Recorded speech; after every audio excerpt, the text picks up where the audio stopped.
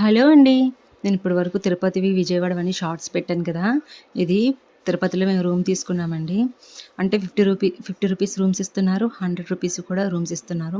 మేమేంటంటే 100 రూపీస్ తీసుకున్నామండి. కొంచెం 50 రూపీస్‌వి ఏంటంటే చాలా చిన్న రూములు. ఇక్కడేంటంటే ఇగోండి 2 బెడ్‌లొచ్చాయి. ఆ బెడ్‌షీట్లన్నీ మావే. వాళ్ళ బెడ్‌షీట్‌లు, గలేబీస్ అన్నీసి ఇస్తారు. వాళ్ళు రూమ్ క్లీన్ చేసి నీట్‌గా ఇస్తారండి. 2 బాత్రూమ్‌లొచ్చాయి 100 రూపీస్‌కి.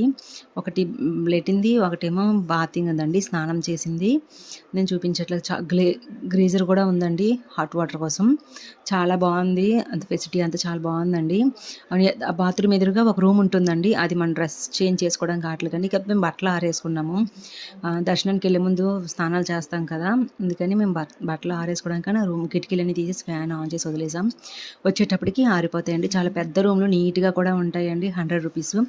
మాకు ఎక్కడొచ్చిందంటే కళ్యాణ 3NC అని వచ్చిందండి. Free NC. నాకు పేరు సరిగ్గా తెలీదు. ప్లీజ్ లైక్, షేర్, సబ్స్క్రైబ్ చేసుకోండి ఫ్రెండ్స్.